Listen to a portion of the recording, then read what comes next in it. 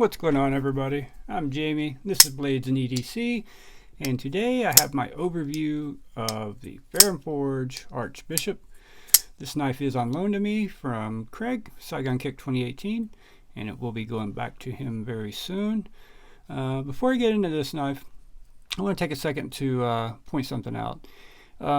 In my videos, you're going to see some of my titles are labeled Knife Review, and some of them are labeled Knife Overview. I want to explain what the difference of that is real quick. If a knife says it's a knife review, I have used that knife enough to where I have had to sharpen the blade. I've done enough with it where I've sharpened, put an edge on it. If it's an overview, more than likely it's a knife someone sent in, or it's a knife that, like my Nimble X, I'm not going to beat that knife up. I have no intentions of hard using it. I don't know if I'll ever put an edge on it. So it's just an overview of everything. It's basically telling you everything about the knife other than how the edge holds up.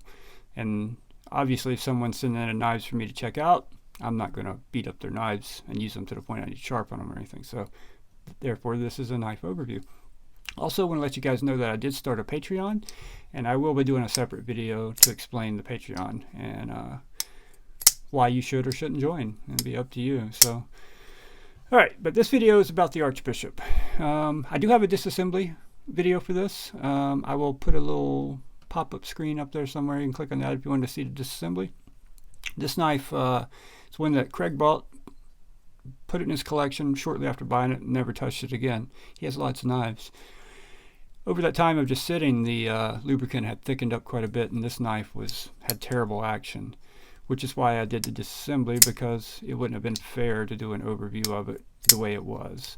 I wanted to give it a fair shake, so now we can do that.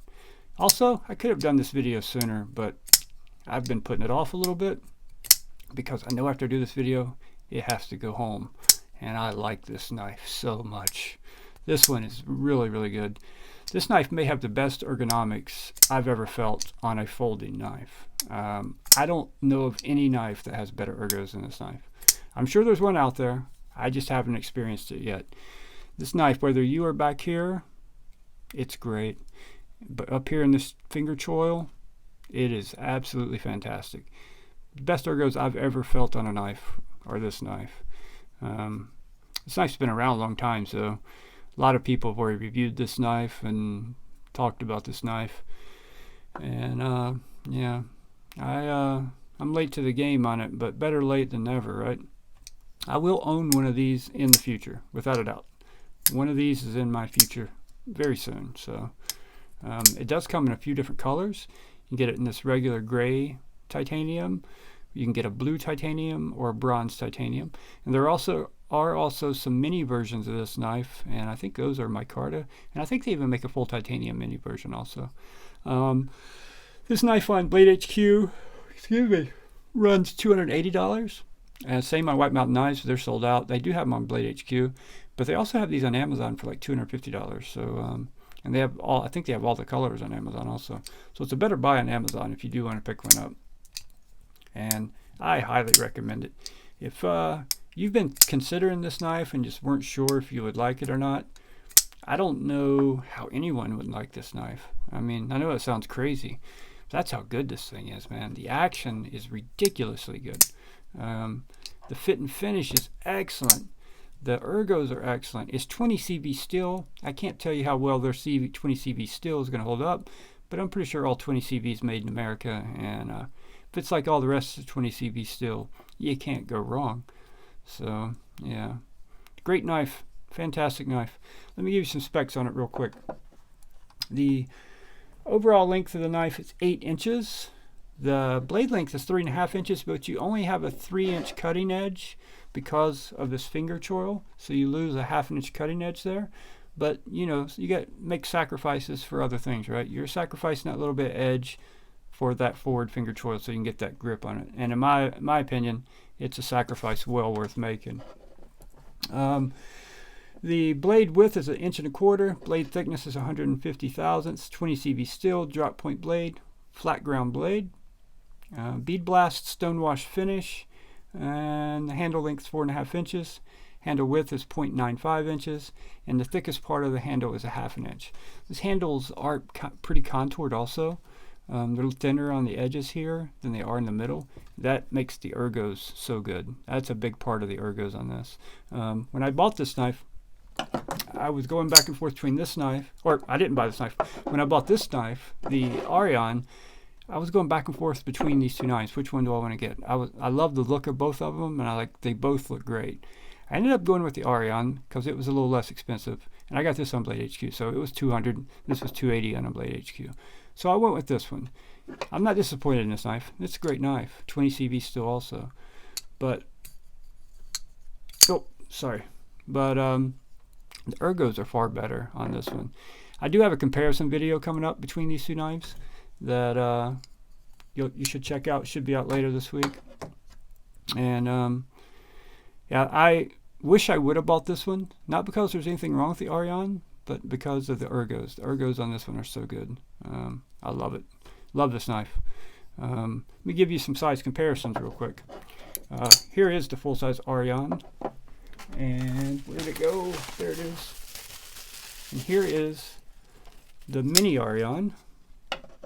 So it's kind of right in the middle of those two knives, if you have either one. And give you some other ones here real quick. Here is the Benchmade Bug Out and the QSP Penguin. Still amazes me, this Bug Out. It's almost as long as that knife and weighs less than half. You pick this thing up and you're just like, it doesn't make sense. How's it weigh so little? It doesn't make sense. And we'll give you the Spider codes real quick. Here's the pair of 3.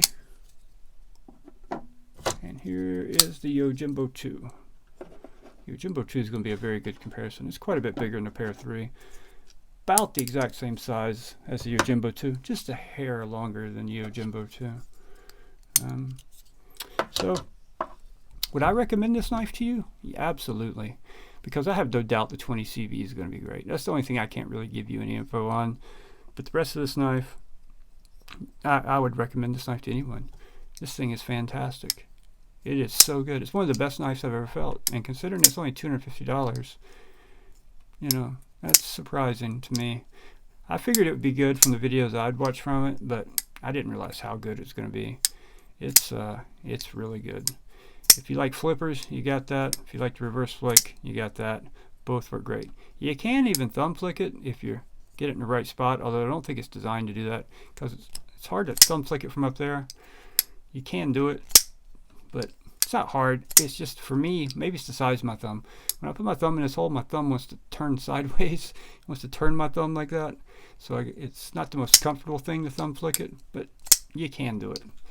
It's just the way my thumb. If your thumb's bigger, you have bigger medium hands, your thumb will probably just land right here and you'll be good. But my thumb always wants to go in the hole, so it's not very comfortable. It wants to catch on my nail, but I wouldn't thumb flick it anyway. Reverse flick for days. Yeah, so good, so good. All right, guys, that's going to do it. This is a fantastic knife. You can't go wrong with this one. I absolutely love it.